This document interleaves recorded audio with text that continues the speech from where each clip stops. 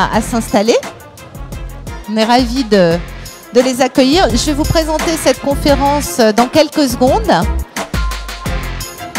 pour que les personnes qui participent puissent nous rejoindre et s'installer.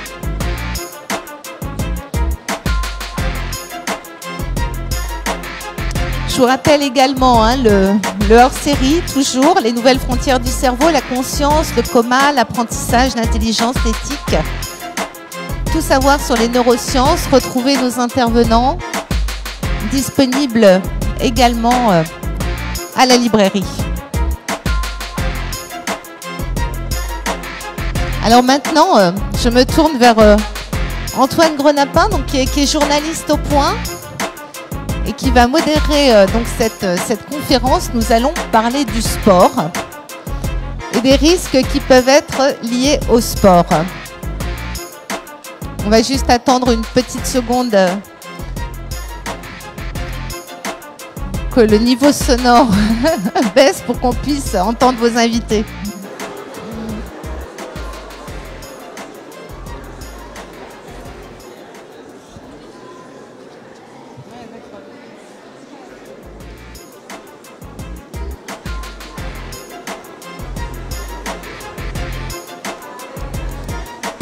Et donc après, au terme de cette conférence sur le sport, on aura aussi une très très belle conférence sur la musique qui s'appelle De la musique plein la tête. Et je vous en dis pas plus, mais là aussi il y a une petite surprise qui nous attend. Alors je vais...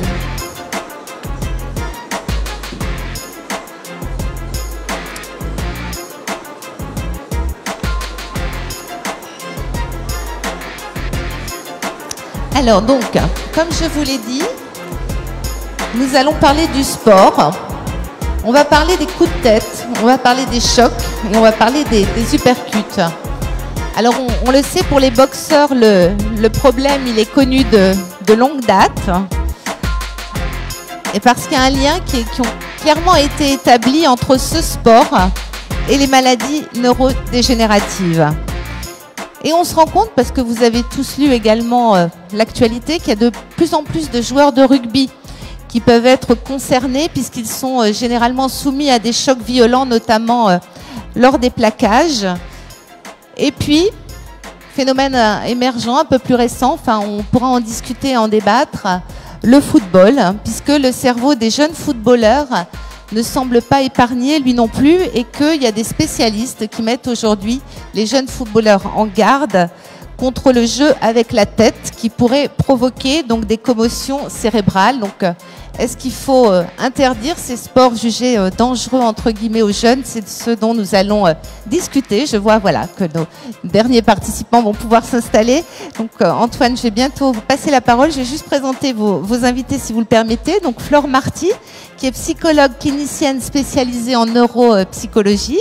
Nous avons également Jamie Cudmore, donc qui est l'un des meilleurs rugbymen du top 14, qui est le championnat français, qui est l'auteur d'une autobiographie qui s'appelle Présumé coupable. Je pense que là aussi, vous nous direz pourquoi ce titre. Et l'ouvrage donc de Monsieur Cudmore est bien sûr disponible également, paru aux éditions Marabout, disponible auprès de notre libraire, et je pense que vous le signerez également bien volontiers.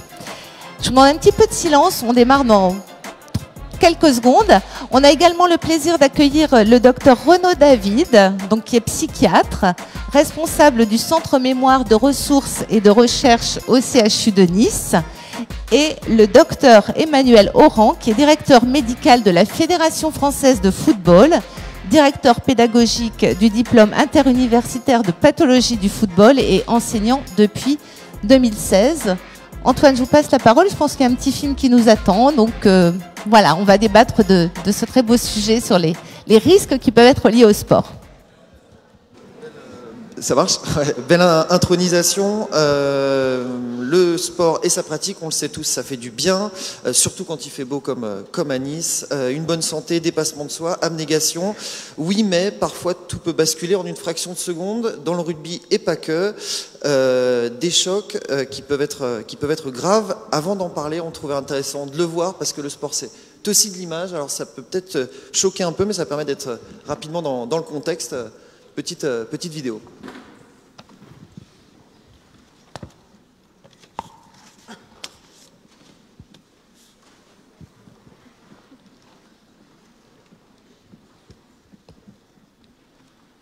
donc c'est du rugby. C'est du rugby.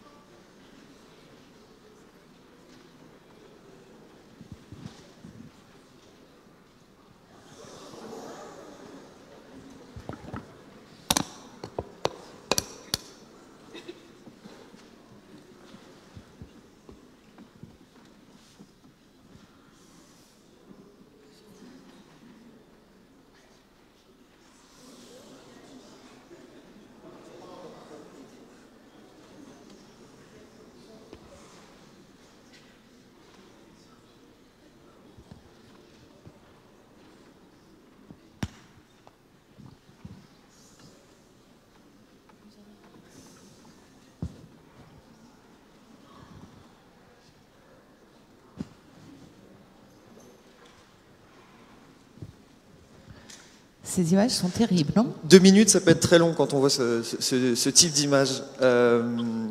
Voilà, donc ça permet de resituer un peu le contexte. Jamie, ex-rugbyman, 14 ans en top 14, des finales à l'appel, notamment Coupe d'Europe. Vous avez vécu ça sur un terrain. Comment on le vit?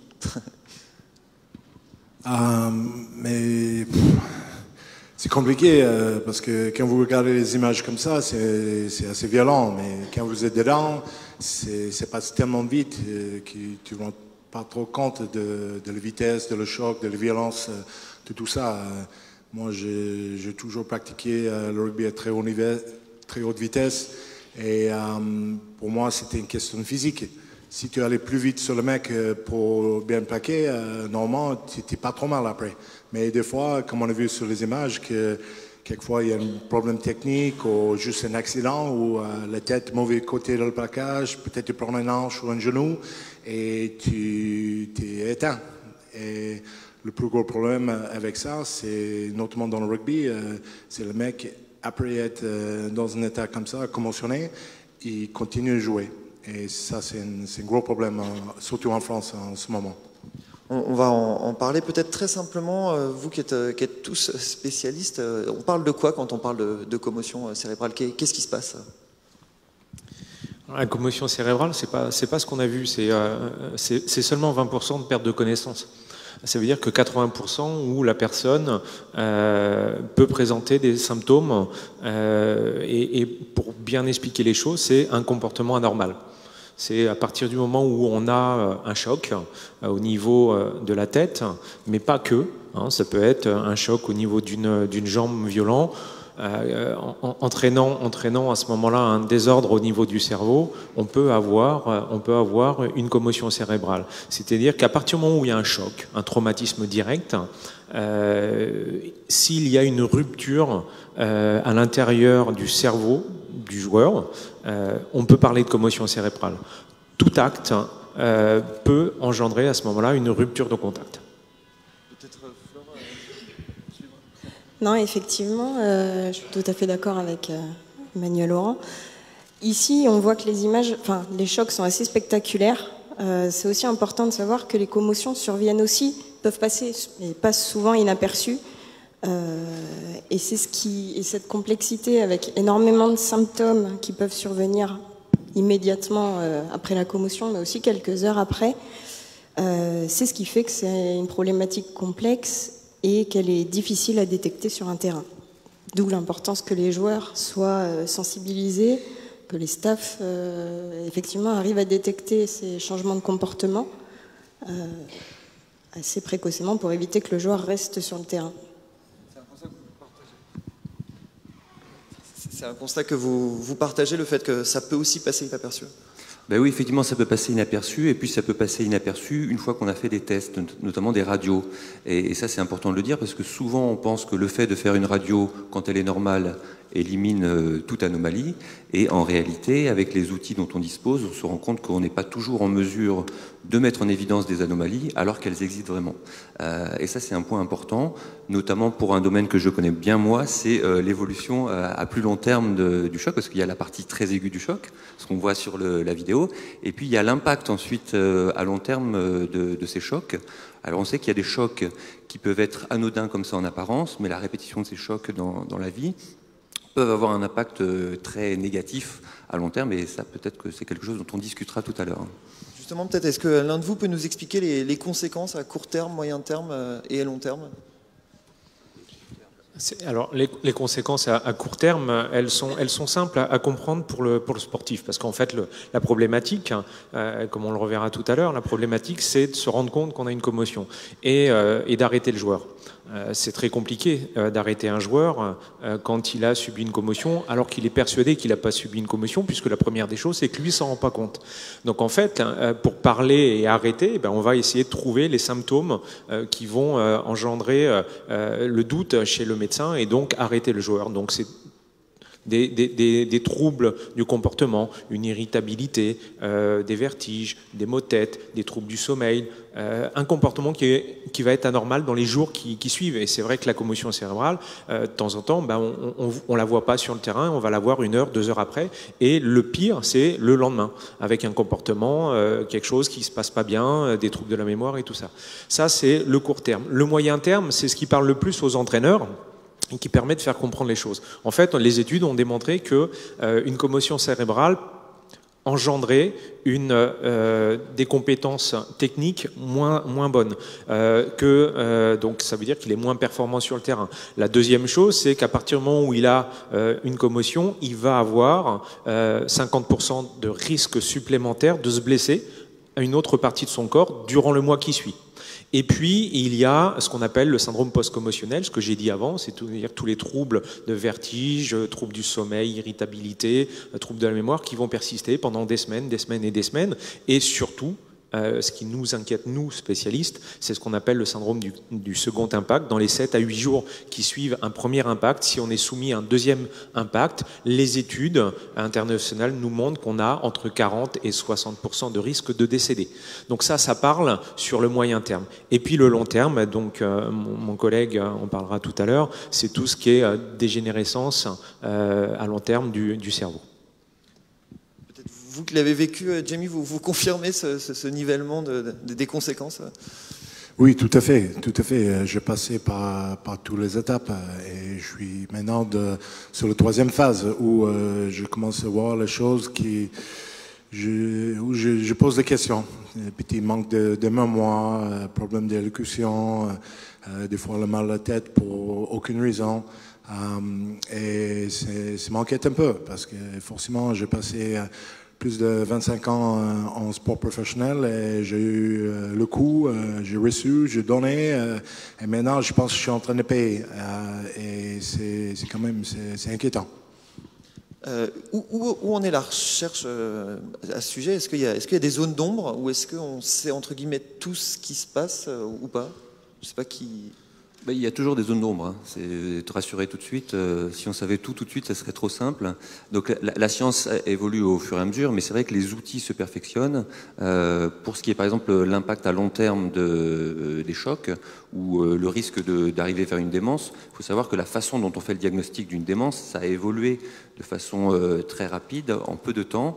On est passé il y a peut-être 30 ans, 40 ans, des tests simples de mémoire, avec l'arrivée des outils d'imagerie un peu simplistes, et maintenant avec des marqueurs biologiques. Donc ça progresse de plus en plus, mais il y a toujours des zones d'ombre et il n'y a pas de marqueurs connus encore des pathologies qu'on va évoquer, ou des marqueurs parcellaires en tout cas. Flore, peut-être à ce sujet, sur ces fameuses zones d'ombre. Une des choses que je voulais préciser, c'est qu'on parle beaucoup donc, du syndrome du second impact qui survient surtout chez les jeunes, notamment les moins de 20 ans, 20-25 ans. Mais on se pose des questions aussi sur un effet cumulatif des commotions. Alors, on se rend compte que certains joueurs peuvent subir 10-15 commotions au cours de leur carrière et ne pas présenter, en tout cas à moyen terme, de difficultés. mais alors que d'autres peuvent subir 2-3 commotions et devoir mettre fin à leur carrière. Une des hypothèses qui est avancée et qui mérite encore d'être approfondie, c'est celle d'un effet cumulatif des commotions. C'est-à-dire que subir une commotion, le cerveau va récupérer spontanément, dans la majorité des cas, et l'enjeu va être d'éviter la survenue d'une deuxième commotion dans une fenêtre temporelle où le cerveau est encore vulnérable et où un deuxième impact risque d'avoir des conséquences plus grave à moyen terme. Donc voilà. Ça souligne aussi une question. Est-ce qu'on est, entre guillemets, tous égaux face aux commotions? Est-ce que ce sera différent d'un profil à un autre, par rapport à l'âge, par rapport au sexe aussi? Je sais pas qui... Je peux dire un mot, mais tu peux. Ben non, on n'est pas tous égaux, notamment pour des adultes. Comparer l'homme et la femme, c'est différent en termes de physiologie. Donc la femme est plus fragile dans les sports d'impact que l'homme. Et puis si on s'intéresse aussi aux enfants, il faut savoir que le cerveau d'un enfant et la musculature d'un enfant est quand même beaucoup plus différente que celle de l'adulte. Par exemple, l'épaisseur du crâne de l'enfant est plus faible, donc un choc sur le crâne aura un impact plus important. La musculature du cou est moins développée, donc tous les sports d'impact qui vont pouvoir avoir un mouvement de flexion sur la tête vont avoir un impact plus fort chez l'enfant que chez l'adulte. Peut-être pour compléter, peut-être. Non, je suis tout à fait d'accord. C'est vrai qu'on a des personnes à risque. Ces personnes à risque sont les femmes et les enfants. Et puis après, on a une susceptibilité individuelle qui est liée à ses antécédents, ce qui s'est passé étant dans l'enfance, parce qu'on sait qu'un passé de troubles psychomoteurs dans l'enfance est un facteur de risque à l'âge adulte. Et puis, c'est également chez les femmes les problèmes hormonaux. C'est également, quand on parle de sport, c'est la technique et la musculature développée par la technique. C'est apprendre à faire une tête. Ça se rapprend parce que la musculature doit être travaillée pour pouvoir résister à des chocs, tout simplement. Donc, on a des gens à risque. Ça veut dire quoi concrètement? Un enfant de 7 ans qui joue 3 fois par semaine au foot et qui fait des têtes, c'est à risque ou pas? Alors, pour l'instant, on parlait que des commotions cérébrales. Les têtes, c'est une autre chose. Les têtes actuellement, il y a beaucoup de. J'étais ce matin, j'ai entendu les fausses nouvelles, tout ce qui est fake news. Les têtes actuellement, beaucoup de choses sont écrites et on en parlait tout à l'heure, dans la littérature scientifique, peu d'études nous démontrent des choses évidentes. L'évidence scientifique, c'est autre chose. Et en fait, on se rend compte que le cerveau des enfants, soumis à des répétitions, soumis à des commotions cérébrales, font qu'on a des symptômes qui persistent pendant des mois, plus longtemps que chez un adulte. Sauf que le cerveau de l'enfant, à 1 an, quand on l'analyse, on se rend compte qu'il a récupéré. Donc, en fait, c'est pas forcément... on n'a pas actuellement de preuves scientifiques comme quoi le fait d'avoir beaucoup d'impact, étant enfant, était à l'origine de troubles plus tard. On se pose des questions. On recherche beaucoup d'études en Europe pour faire partie d'un groupe d'études de l'UEFA. On est en train d'étudier ce problème-là en Angleterre, dans les pays scandinaves, en France, en Allemagne, aux Pays-Bas, où on est en train de compter le nombre de têtes que font les enfants. Et on fait des analyses neurocognitives derrière et on va les refaire pendant des mois, des années. C'est une étude multicentrique sur 3 ans où on va essayer de conclure si en effet les têtes peuvent être à l'origine. Parce qu'actuellement, dans la littérature scientifique, on n'a aucune preuve. C'est plutôt rassurant, non? Vous êtes complété à ce sujet-là? Effectivement, c'est rassurant. Et puis j'étais ravie de savoir que des études longitudinales étaient en cours. Parce qu'effectivement, il ne faut vraiment pas confondre le fait de faire une tête et une commotion. Parce que les têtes répétées pourraient entraîner des subcommotions. C'est encore un concept différent de la commotion, parce que la subcommotion entraînerait une neuroinflammation immédiate sans signe clinique. Donc c'est vraiment très compliqué pour les chercheurs et puis pour les cliniciens aussi de poser un diagnostic de subcommotion. Donc effectivement, des études sont en cours et ça va être compliqué d'avoir des preuves d'un impact à moyen ou long terme, parce que le diagnostic en lui-même nous semble très difficile à poser. On va ouvrir un volet sur la prise en charge. Peut-être simplement, Jamie, quand en rugby, il y a le fameux protocole commotion, ça existe depuis 2012. Qu'est-ce qui se passe quand on est un joueur et qu'on est, entre guillemets, sous protocole de commotion? C'est bon? Alors, pardon.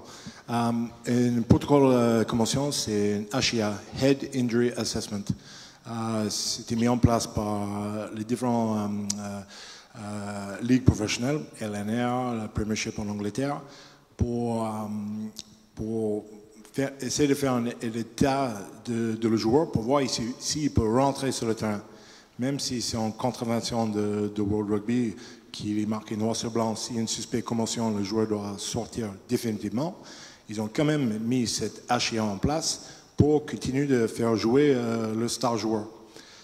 Moi, j'ai passé plusieurs fois, beaucoup des autres joueurs. J'ai eu 2 de mes joueurs hier subi commotion. Ils ont passé le test, qui est le même depuis 2012. C'est quoi le test?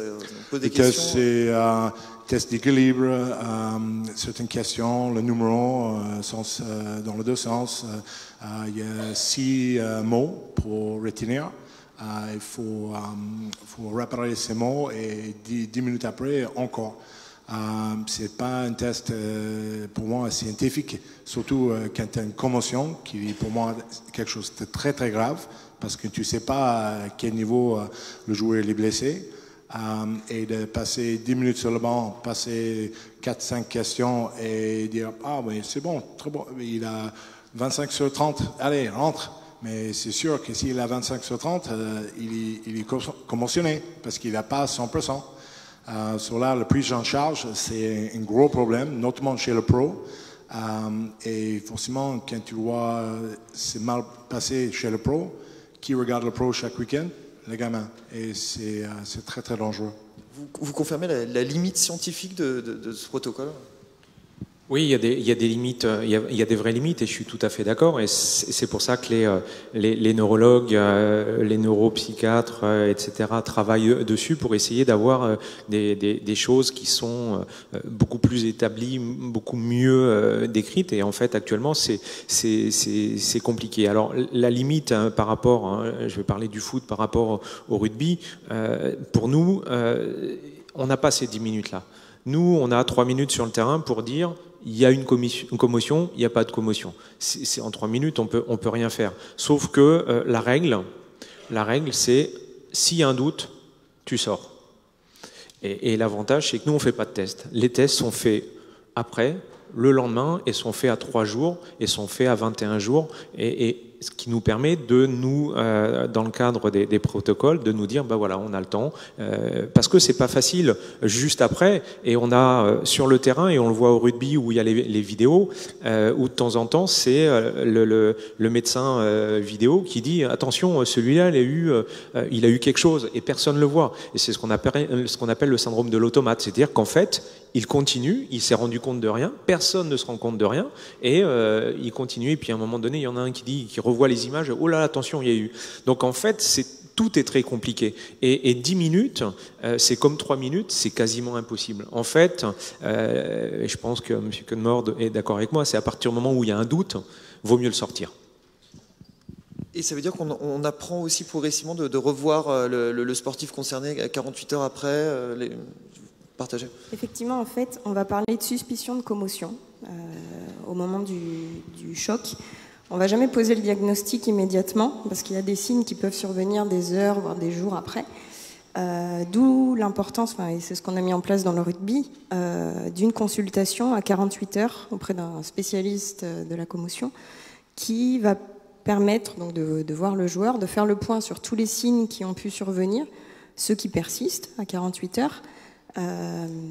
Et c'est là qu'on va vraiment poser le diagnostic et qu'on va du coup mettre en place tout un protocole de suivi, de reprise. Alors on va refaire ces tests qui effectivement sont pas les meilleurs. On se rend compte que évidemment ce qui va vraiment compter, ça va être l'analyse des plaintes du joueur D'où l'importance aussi d'une éducation et d'une sensibilisation, parce que effectivement, on n'a pas d'outils parfaits, et les signes peuvent être tellement hétérogènes que c'est compliqué. Pas d'outils parfaits, vous confirmez? Bah oui, je confirme d'autant plus, on en discutait dans les coulisses, c'est-à-dire qu'avec les tests dits subjectifs, on peut tricher, entre guillemets. Donc par exemple, nous, on a un test de mémoire qu'on utilise souvent où il faut retenir 3 mots, cigare, fleur, porte, et de 6 mois en 6 mois, les gens, ils les connaissent par cœur. Donc je vois des gens arriver à la consultation, ils savent déjà qu'il faut dire cigare, fleur, porte, et qu'ils auront un bon test. Ça ne veut pas dire pour autant qu'ils n'ont pas de trouble de mémoire. Et Jamie Culmore fait pareil, apparemment, il apprend par cœur les 3 mots au moment du protocole commotion, c'est ça? Vous confirmez avoir menti? Moi, je n'ai pas étudié le test, mais malheureusement, vu mon style de jeu, je passais pas mal de HIA. Et chaque année, c'est la même question, ils n'ont jamais changé. Et comme je disais, hier, j'ai bien vu 2 de mes joueurs qui passaient le protocole et j'ai entendu le même mot. Je dis, mais c'est pas possible, toujours le même mot. Même moi, quand j'ai joué en 2015-2016, c'était le même. Et c'est quand même, comme on voit, c'est une situation très complexe. Mais je pense que nous, on doit faire plus pour faire une meilleure prise en charge beaucoup plus vite. Et donc l'idée, juste pour terminer, c'est d'avoir des tests qui sont objectifs maintenant. Et c'est un des intérêts, par exemple, des nouvelles technologies ou des outils numériques qui, petit à petit, nous permettent d'évaluer sans aspect subjectif, un état symptomatique. Et à mon avis, c'est l'enjeu de demain pour l'évaluation rapide et objective. Vous pouvez peut-être compléter là-dessus? Non, je voulais juste rebondir sur ce que disait Jamie, parce qu'effectivement, on fait des tests pré-saison aussi tous les ans dans les clubs, en tout cas de rugby professionnel. Et du coup, les joueurs passent, quand ils vont bien, ces tests. Et souvent, on se rend compte aussi que chez les jeunes, c'est la première fois qu'ils passent ces tests. Au départ, oui, même quand tout va bien, ils rappellent jamais les 5 mots, donc ça les perturbe un petit peu. Et en fait, du coup, ça biaise aussi le jugement lorsqu'ils ont une commotion, parce qu'entre-temps, ils les ont appris, ils ont vraiment bossé. Et du coup, ils vont finalement avoir le même score au HIA, à la SAC, que quand ils allaient bien en pré-saison. Donc, est-ce qu'on fait mieux à l'étranger? Je sais que Jamie, tu as la culture canadienne en tant que Canadien et d'avoir joué là-bas. Est-ce qu'il y a plus de sensibilité aux problèmes outre-Atlantique? Je pense oui. J'ai eu un gros épisode de 3 commotions différentes en 2015. Et quand je racontais l'histoire l'été après à ma équipe médicale avec l'équipe du Canada, ils pensaient pas possible que j'avais entré sur le même match une fois et 2 semaines après, 2 fois, même après vomissé dans le vestiaire. Et je pense qu'il y a beaucoup de travail qui se fait ici, mais il y a quand même, on est un peu lent pour mettre les choses en place. Oui, je suis tout à fait d'accord. Malheureusement, j'ai encore une histoire qui est arrivée hier soir où sur un championnat de France de Ligue 2 avec une commotion cérébrale et le joueur partait, le médecin m'a alerté il y a 1 heure pour me dire qu'est-ce que je fais. Il doit partir en sélection nationale aujourd'hui. C'est en Hongrie. Ça m'embête. Je lui ai dit, de toute façon, on est obligé de l'envoyer parce que c'est le protocole FIFA, donc on n'a pas le choix. Je dis, par contre, je suis très inquiet parce que je suis sûr qu'en Hongrie ils n'ont pas de protocole pouvant dire qu'il a eu une commotion ou pas. Donc on a des pays où ils sont en retard sur nous, mais par contre on est en retard sur les anglo-saxons, les Canadiens et les Américains. Oui, la seule limite c'est que on est en retard à mon avis parce que c'est pas les médecins qui sont pas bons, c'est que la population générale n'entend pas. C'est-à-dire que aux États-Unis, au Canada, toute la population est au courant que c'est dangereux d'avoir une commotion. Pourquoi? Parce qu'il y a le football américain qui a été en amont. Nous, on est en retard sur tout ça parce que la population n'est pas au courant. Et c'est un vrai problème que j'ai soulevé auprès du ministère des Sports, auprès du CNOSF, où on est en retard sur un vrai problème de santé publique. Moi, c'est pas le sport professionnel qui m'inquiète. Dans le rugby, maintenant, tout le monde est au courant. même la presse regarde à chaque fois qu'il y a un match, allez, encore une commotion. Tout le monde arrive à reconnaître. Dans le football, c'est la même chose. Dans le hand, le basket, le judo, le karaté, tout le monde, maintenant, chez les professionnels, reconnaît et prend en charge le sportif. Mais le sportif amateur, moi j'ai dans le football, on a 2 200 000 licenciés. J'ai que 1400 professionnels. Ça veut dire que j'en laisse un paquet sans information. Et on parlait tout à l'heure de, oui, on a des neurotrackers, on a des explorations biologiques, on a l'IRM, etc., qui sont disponibles. Mais que pour les professionnels, parce que si vous allez dans l'arrière-pays niçois et que vous avez un match de rugby ou un match de football où il a sa commotion cérébrale, il va avoir un médecin qui sera à peine formé sur la commotion cérébrale, et pour avoir un examen, une IRM spécifique, où il l'aura dans 3-4 semaines. Donc en fait, la problématique actuelle, c'est on est en retard sur les pays d'Amérique du Nord par rapport à ça, parce que nous, on n'a pas vécu le scandale du football américain. Il faut passer par des drames quand même aux États-Unis. Hein. Tout le monde est sensibilisé aussi parce qu'il y a eu des morts, parce qu'il y a eu des joueurs très connus de football américain qui ont été touchés, les femmes des joueurs qui s'étaient mobilisées.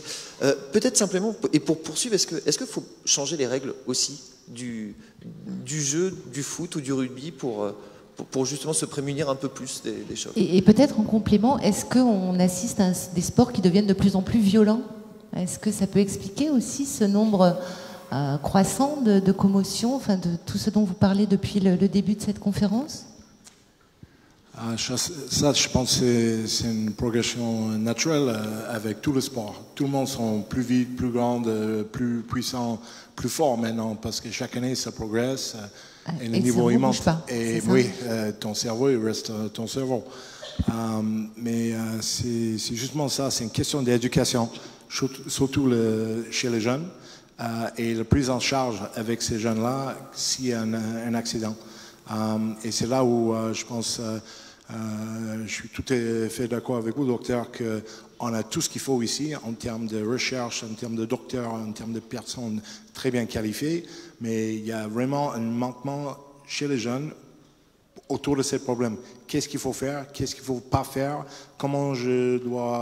Est-ce que je dois aller voir mon docteur? Est-ce que j'ai un certain nombre de temps pour arrêter avant que je joue un prochain match? C'est surtout ça le gros guerre pour aujourd'hui pour moi. Plus une question d'éducation que de règles à changer. C'est un petit peu tout. En fait, pour moi, la problématique de la commotion cérébrale, et je suis d'accord avec tout le monde, dire que la première des choses, c'est est-ce qu'on peut changer des règles? Le rugby change, le football a changé. Il y a eu une règle en 2016 qui a interdit, en 2006 qui a interdit de se servir quand on saute des coudes.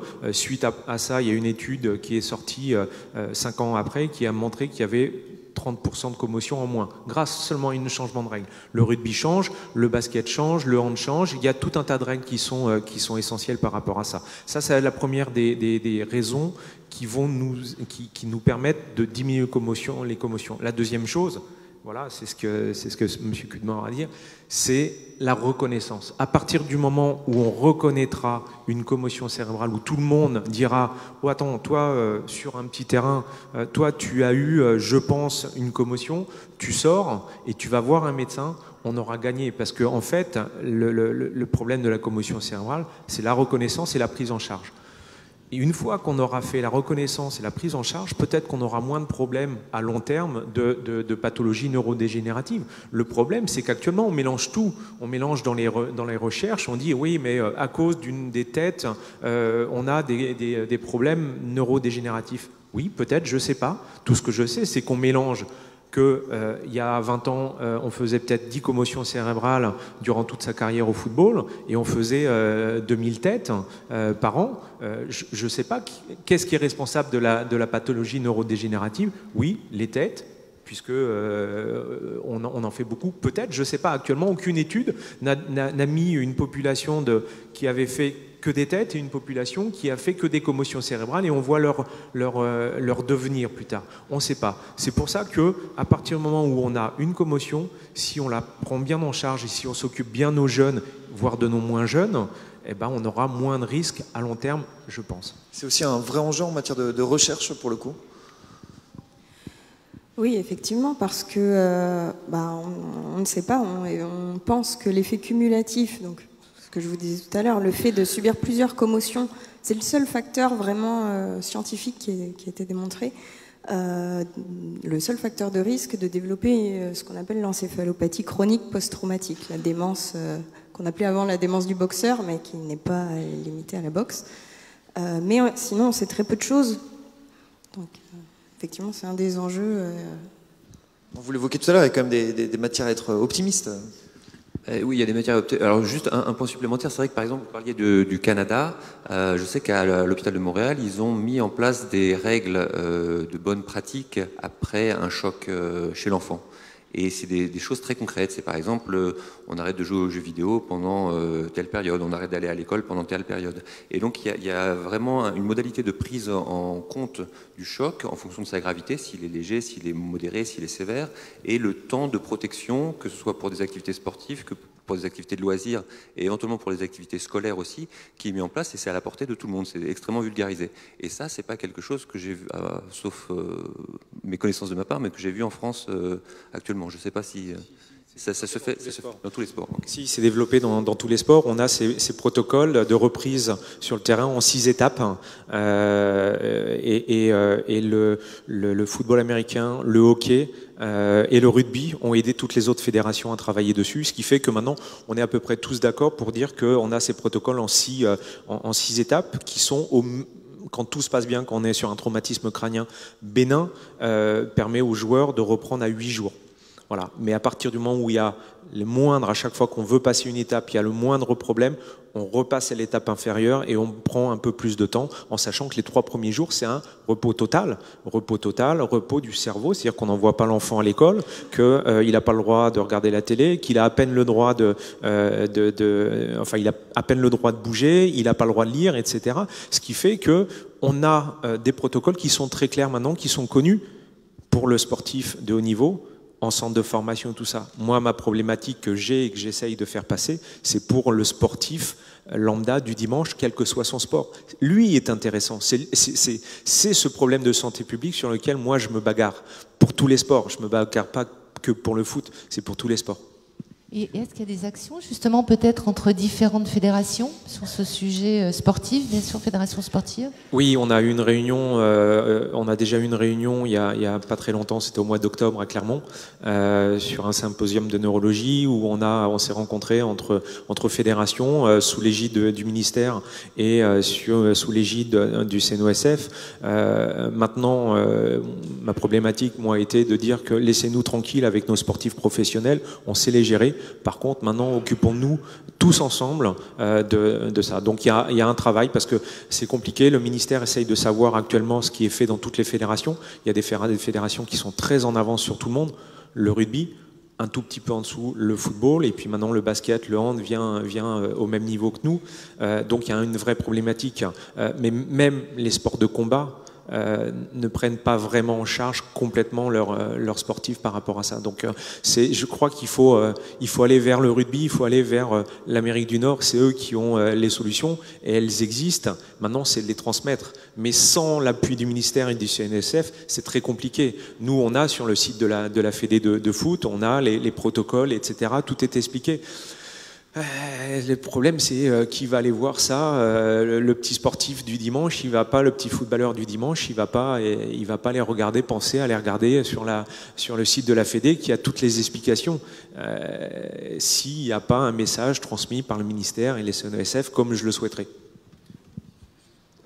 Justement, peut-être pour compléter ça, qu'est-ce qu'on peut dire à ce sportif du dimanche, le joueur occasionnel de rugby, le cavalier occasionnel, qu'est-ce qu'il doit savoir? Il doit écouter les sportifs professionnels. En fait, c'est eux qui ont la solution. Moi, le problème que j'ai, et on le voit encore, et j'ai encore, durant les 2 dernières semaines, il y a eu un match de Champions League mercredi où tout le monde à la télé voit que le gardien de Lyon fait une commotion cérébrale et il reste sur le terrain. J'ai eu le médecin depuis, etc. Il n'y a pas eu d'erreur. Le médecin veut le sortir. Il dit à l'arbitre, c'est fini, on arrête. Et le joueur engueule le médecin en disant « je reste sur le terrain ». Et en fait, c'est les sportifs qui ont la solution. Quand ils prendront conscience, comme dans le rugby, comme dans le football américain, quand le footballeur prendra conscience que Tu prends un risque pour ta santé, pépère. Reste sur le côté, arrête-toi. Le match, c'est une chose, ta vie, c'est autre chose. C'est les footballeurs professionnels, c'est les rugbyman professionnels qui ont la solution. C'est pas les médecins. Ça, pour moi, ça, c'est une grosse erreur. Parce que si les médecins ils disent tu dois sortir, tu dois sortir. C'est pas la décision du joueur. Parce que j'ai eu le même problème en 2015 où en 2 matchs différents en 2 semaines, je rentrais sur le terrain 3 fois et ça doit être jamais ma décision. Parce que je n'étais pas dans un état de prendre cette décision. Parce que c'est hyper dangereux. Et suite de tout ça, en parlant d'éducation, ma femme et moi, on a créé une fondation pour justement aller voir ces jeunes les dimanches pour éduquer eux autour de tous ces problèmes. Et je parlais plusieurs fois avec le président Leporte à l'FFR, avec Dr Simon aussi à l'FFR, mais jamais un retour. Eux, ils sont comme l'Autriche avec les têtes dans le sable. Et c'est grave, c'est très très grave, parce qu'on voit tout ce qui se passe au pro le week-end, et c'est les gamins qui regardent le dimanche. Et si eux ils voient le pro, ils rentrent sur le terrain, eux ils vont faire pareil. Et on va voir plus de morts dans le sport, et c'est ça le plus grave. Et j'espère votre travail avec le ministère du Sport, c'est très très important, parce qu'au lieu de voir les petits fiches dans le clubhouse que c'est pas bon de parier sur le sport le week-end, c'est mieux de voir une fiche en disant si j'ai une commotion, il faut faire telle chose. Ton retour de jour, c'est minimum 3 semaines, et comme ça, on peut continuer de jouer notre sport, qui est très bon pour la santé, c'est bon pour la vie de chaque gamin, mais surtout avec une meilleure prise en charge. On mettrait quoi dans cette liste, par exemple, des conseils simples à donner à un pratiquant occasionnel? Je pense que l'une des premières choses, je me répète un petit peu, mais c'est vraiment de sortir du terrain. Et je pense que pour ça, au-delà du joueur, il faut que l'entourage aussi, qui est présent sur le bord du terrain le dimanche, soit sensibilisé, d'où l'importance de le prendre comme un problème de santé publique, que les membres du staff, les éducateurs, je pense, ont un vrai rôle à jouer, parce qu'on ne peut pas mettre un médecin au bord du terrain pour tous les matchs au niveau amateur, malheureusement. Donc première chose, sortir du terrain, appliquer un principe de précaution immédiat. Et effectivement, se renseigner, les fédérations font aussi des affiches comme ça avec la liste de conseils, repos physique pendant quelques jours, reprendre l'activité physique progressivement, s'arrêter dès que des signes apparaissent ou réapparaissent, parce que ça veut dire que le cerveau est encore fragile et il n'est pas prêt à subir cet effort-là. Et un des messages aussi que je voulais faire passer, c'est que dans la majorité des cas, un joueur va récupérer en quelques jours, quelques semaines. Et parfois, on peut avoir un syndrome post-commotionnel prolongé, avec des signes qui vont perdurer. Je pense notamment à des migraines post-traumatiques, des troubles de l'humeur.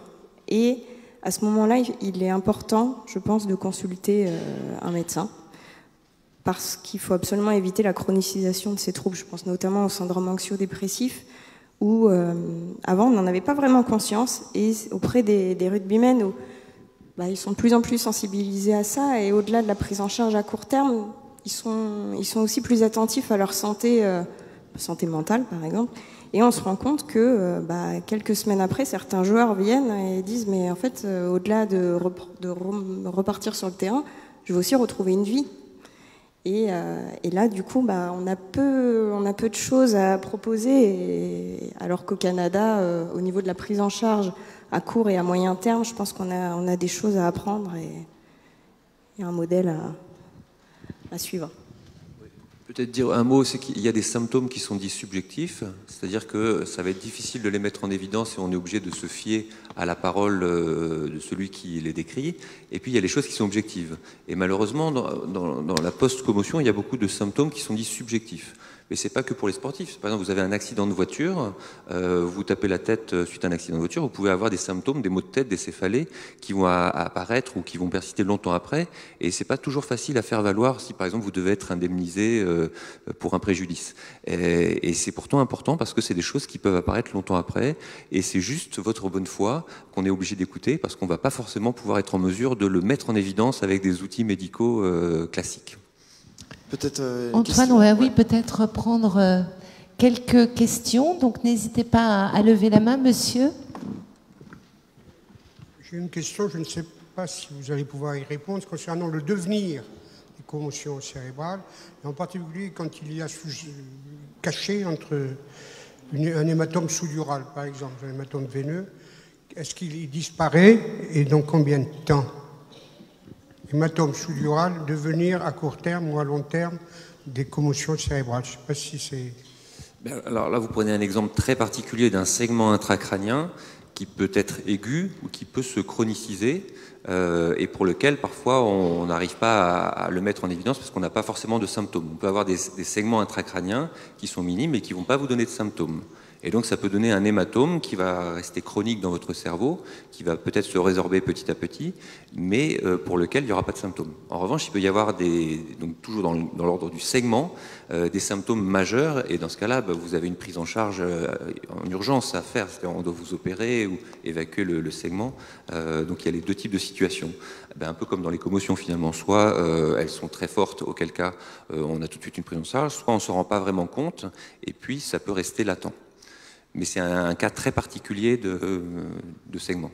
Merci. Alors nous avons une autre question à gauche, monsieur. Vous évoquiez tout à l'heure le cas d'Anthony Lopez mercredi soir, qui a refusé de sortir du terrain. Est-ce qu'il ne faudrait pas rajouter dans la formation des arbitres une formation sur la commotion? Parce que l'arbitre n'applique pas de sanctions quand un joueur ne veut pas sortir.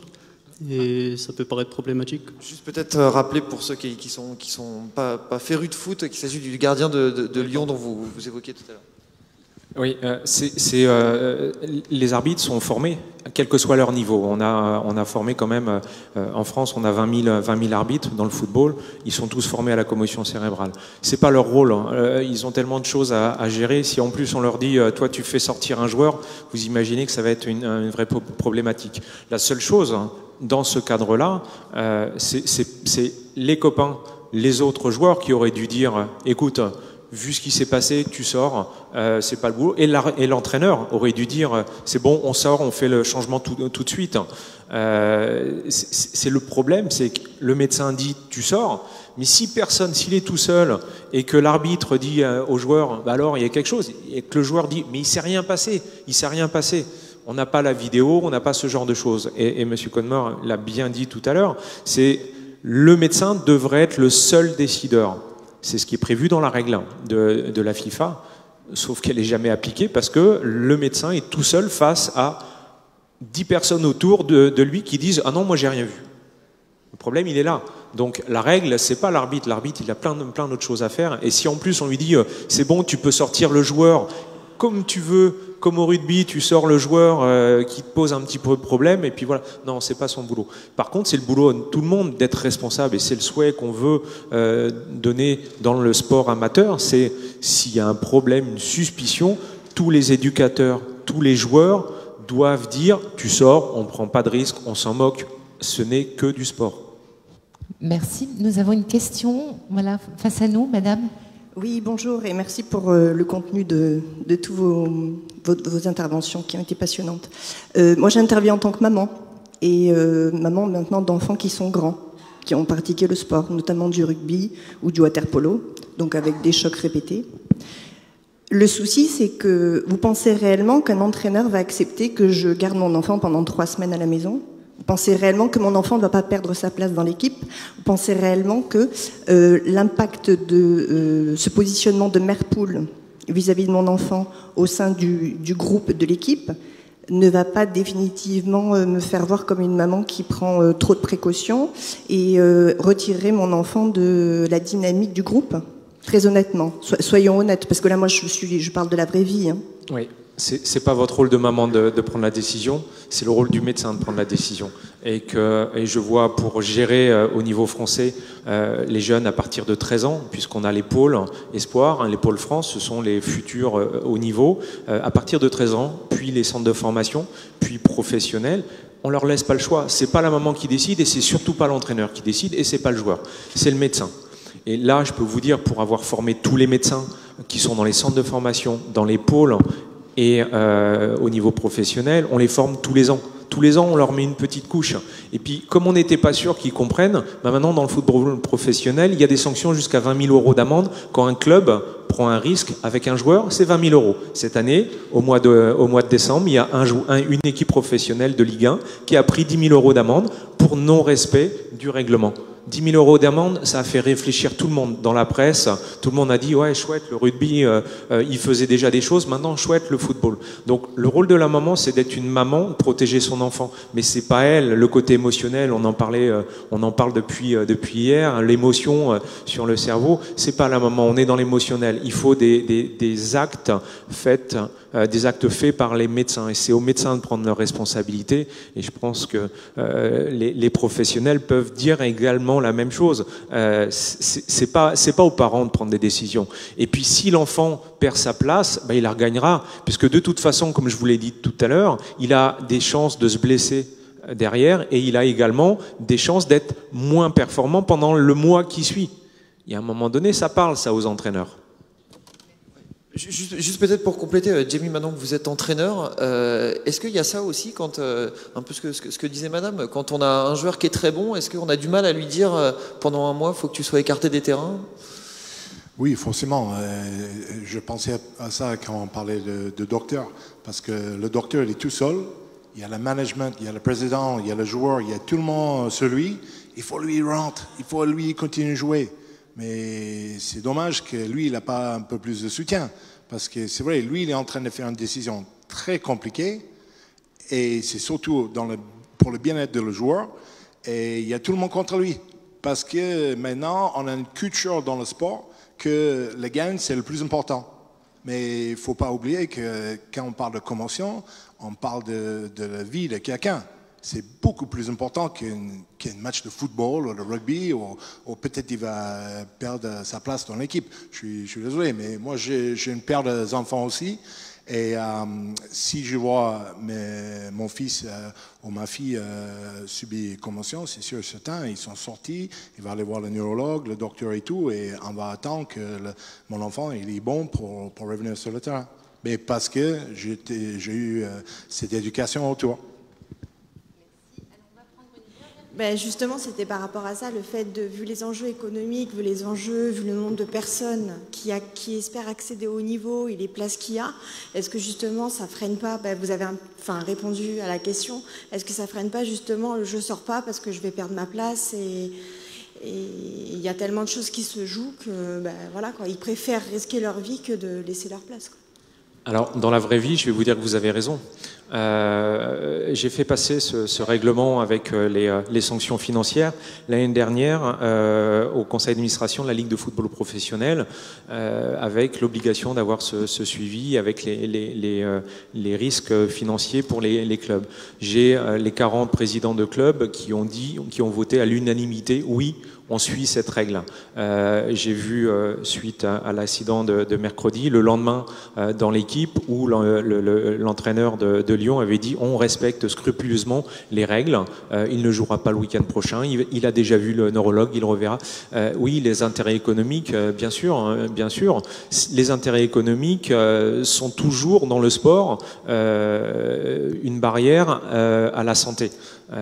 Tous les jours je me bagarre dans le foot pour faire passer des règlements, de les faire appliquer, plutôt de les faire appliquer, parce qu'il y a toujours une bonne personne qui va me dire oui, mais là, dans ce cas-là, peut-être qu'on pourrait faire que non.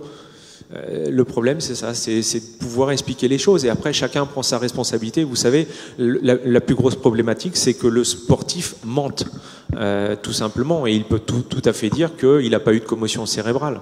Donc, parce qu'il a envie de jouer le prochain match et tout ça. Tant qu'il n'aura pas compris que je parle de sa santé, j'y arriverai pas, c'est sûr. Merci beaucoup. Alors, il reste vraiment très peu de temps, moins de 2 minutes. Je ne sais pas s'il y a une dernière question. Oui, madame. Bonjour. Qu'en est-il de la boxe? Parce qu'en réalité, quand on parle du foot, du rugby, on court après un ballon.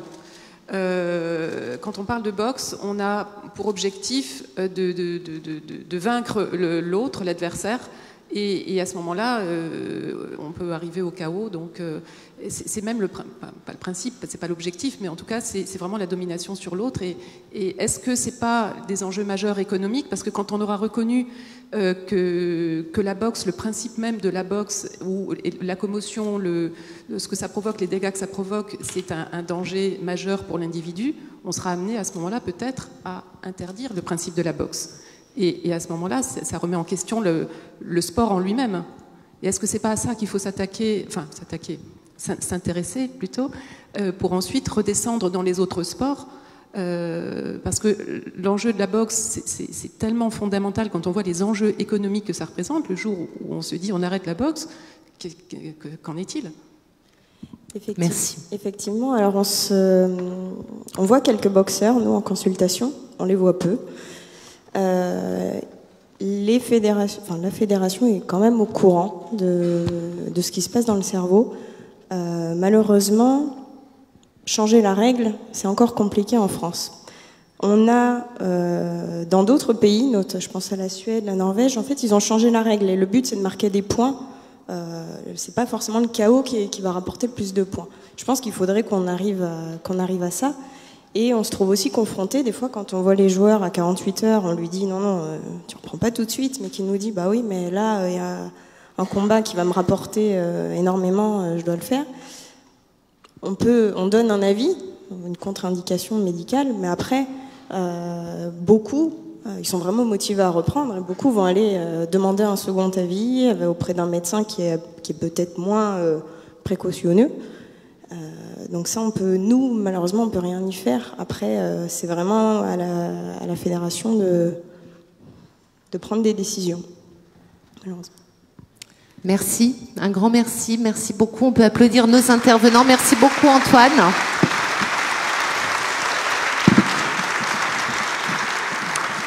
Merci.